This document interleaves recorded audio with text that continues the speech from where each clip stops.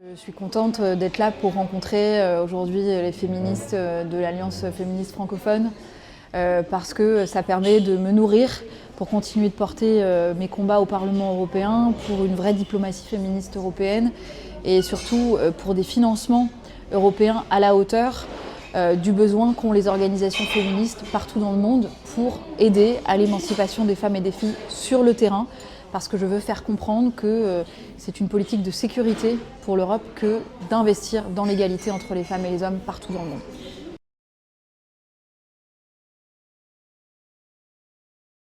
Alors, toutes les chefs d'associations à qui j'ai parlé aujourd'hui, moi, ce qui me frappe dans leur discours, c'est déjà à quel point elles ne sont pas soutenues par leur gouvernement dans les pays qui sont les leurs. Donc, il y a eu l'exemple du Maroc, du Bénin, du Niger, de la Guinée.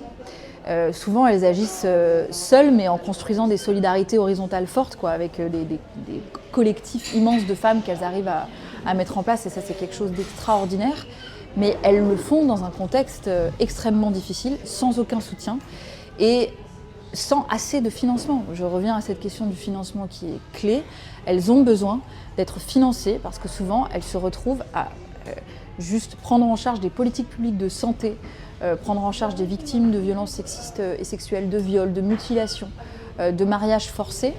Et ça demande des moyens. Ça ne peut pas reposer juste sur des épaules bénévoles. Et donc il faut leur donner les moyens de faire leur travail essentiel pour l'émancipation des femmes et des filles dans leur pays. Et donc ces moyens, c'est des moyens pluriannuels.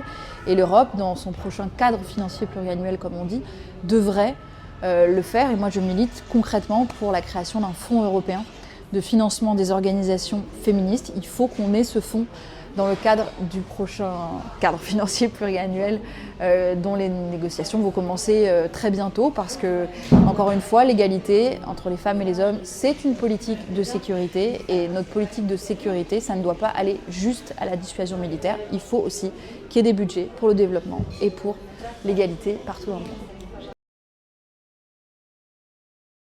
On voit qu'il y a des fonds, pour le coup, qui affluent pour financer des organisations conservatrices en Europe, aux États-Unis, qui reviennent sur le droit à l'avortement, mais aussi sur le droit à la contraception. On voit ce qui se passe aux États-Unis. On n'est pas immunisés, nous non plus, en Europe, contre ce type de recul.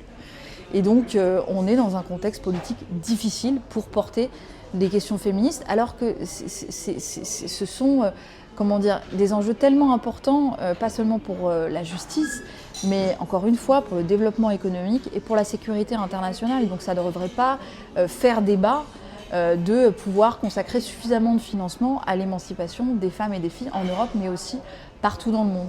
Donc ce qu'on peut faire, j'espère qu'on peut faire beaucoup, mais ça va demander un travail de conviction pour que chacun sorte de son petit confort idéologique et voit à quel point les femmes apportent sur le terrain, y compris dans des pays en conflit, très déstabilisés, à quel point elles arrivent à faire des miracles là-bas et à construire des sociétés plus justes, plus stables, plus développées, on le voit bien, là où les femmes ont le plus de droits, là où l'égalité entre les femmes et les hommes est la plus avancée, c'est aussi dans ces pays-là qu'il y a plus de développement et qu'il y a plus de sécurité et plus de stabilité. Donc il faut investir, encore une fois, dans l'égalité entre les femmes et les hommes, et j'espère qu'on va y arriver. Même dans un contexte politique difficile, mais je ne désespère pas, et en tout cas on va tout faire pour.